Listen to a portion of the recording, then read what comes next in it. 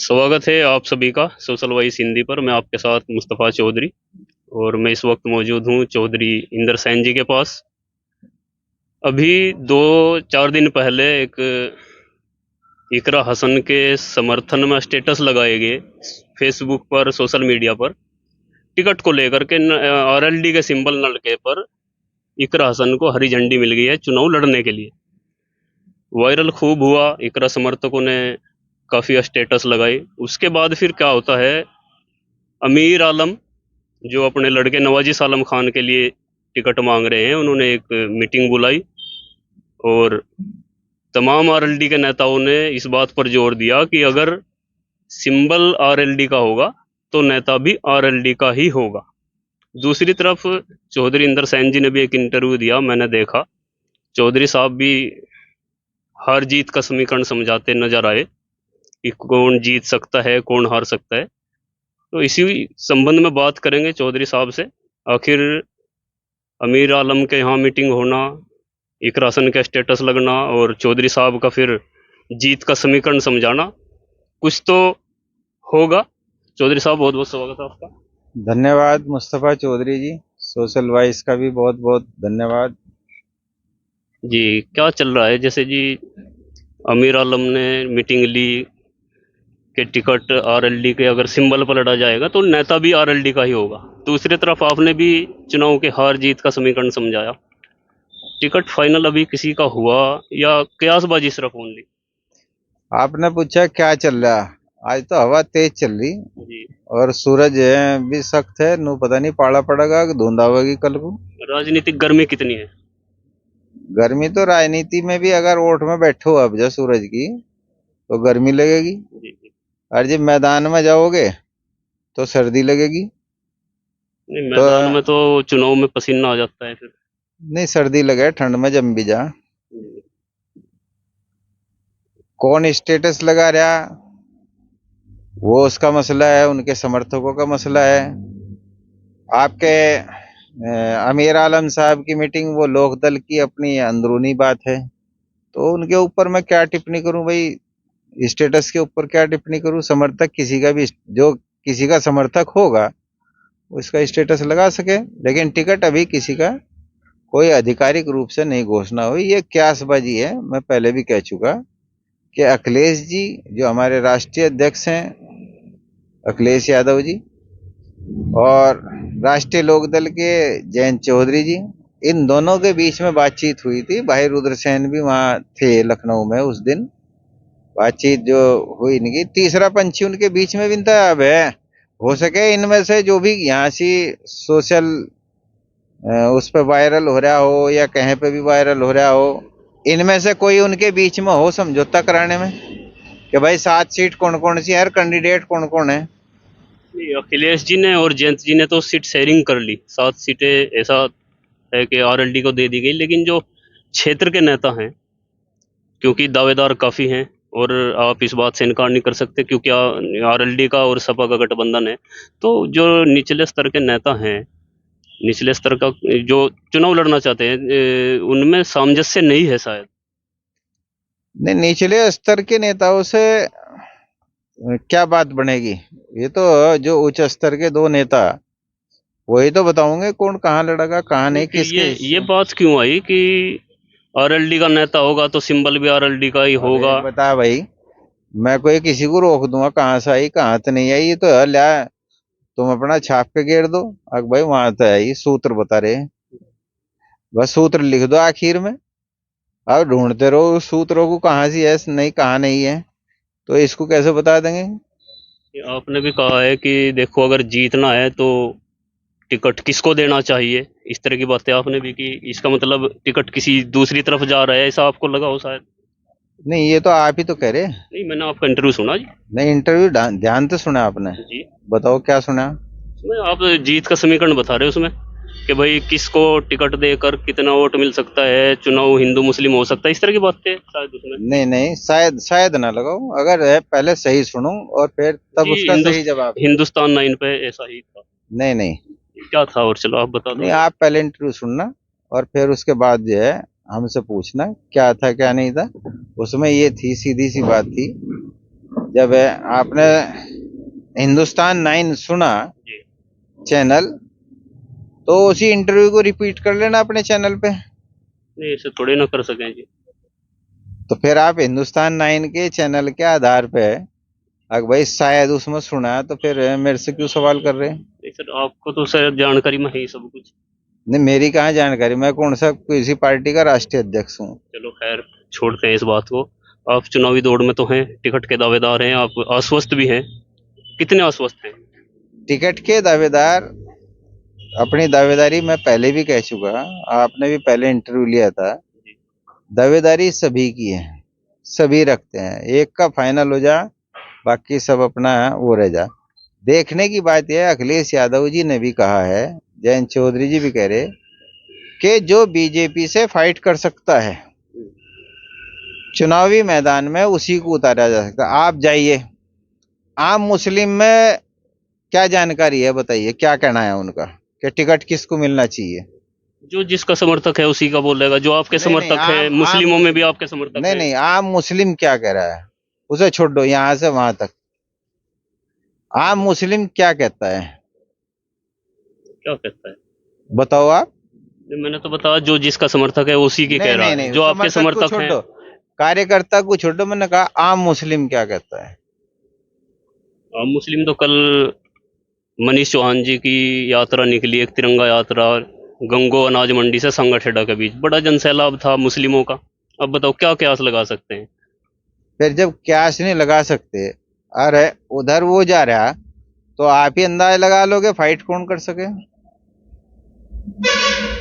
ये तो बीजेपी के कैंडिडेट हुए, बात गठबंधन की हो जब रही। बीजेपी के कैंडिडेट में के प्रति इतना जन सैलाब उमड़ रहा मुस्लिमों का, जी। आप खुद ही बता रहे, आपने खुद देखा होगा, तो फिर आप बता दो कि फाइट कौन करेगा? नहीं, इससे तो अंदाजा लगाए तो फिर बीजेपी जीत जाएगी इस तरह तो। हैं? इस तरह तो बीजेपी जीत जाएगी फिर। तो इसे हरा होगा कौन? यही तो सवाल है ना आप। मैं भी पूछ रहा आपसे यही सवाल के हरा होगा कौन इसको,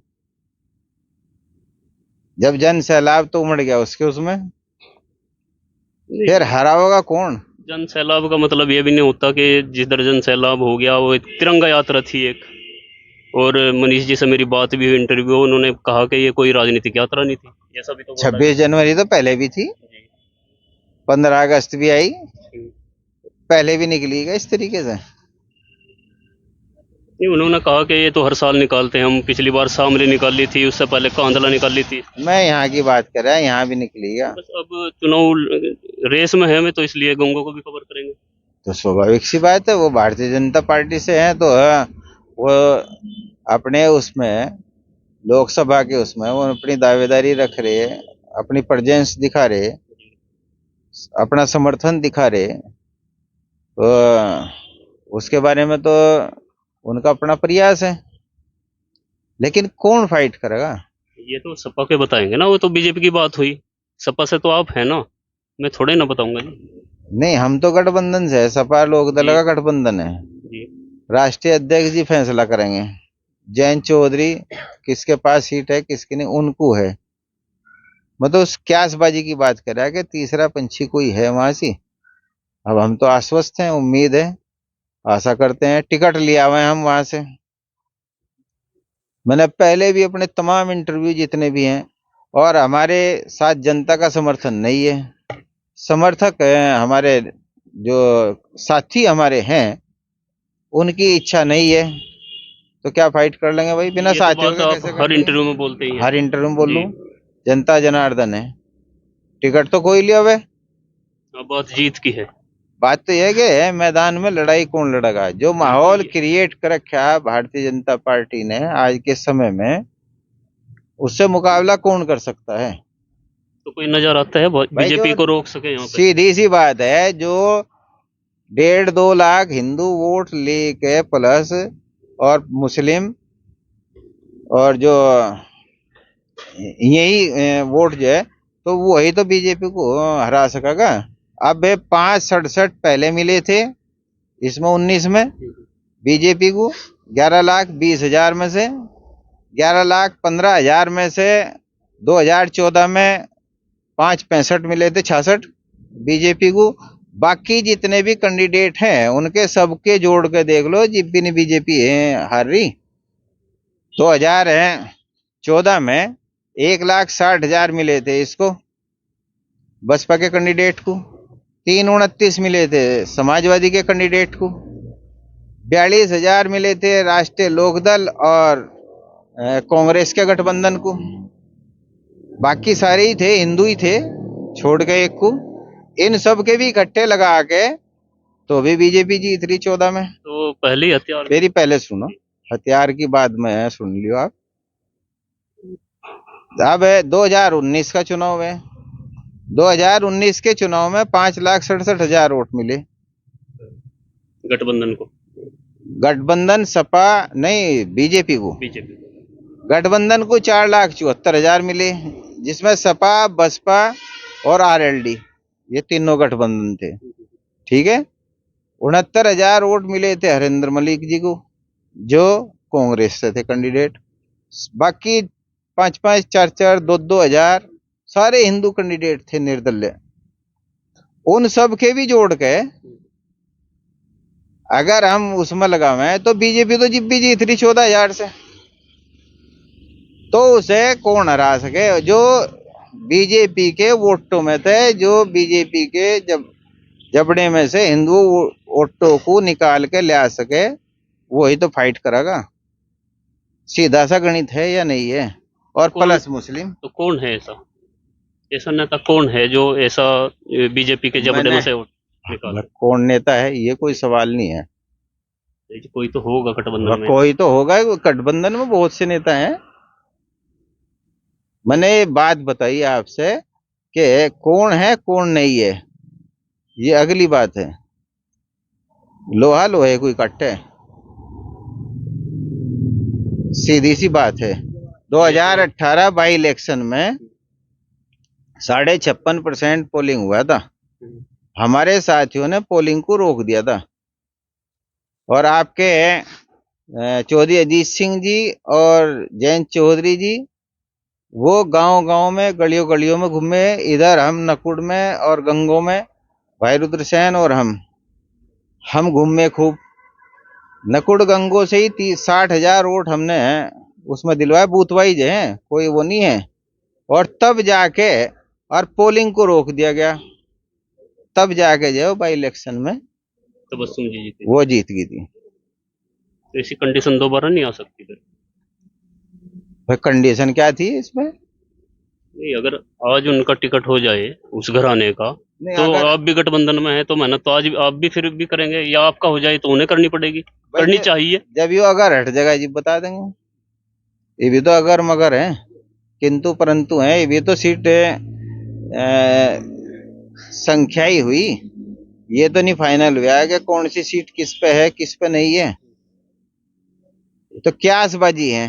अगर भाई इतनी सीटों पे कैंडिडेट समाजवादी का होगा, सिंबल आरएलडी का होगा, फला फला सीट होंगी, फला फला कैंडिडेट होंगे, ये तो क्यासबाजी है, अभी कोई फाइनल नहीं है भाई।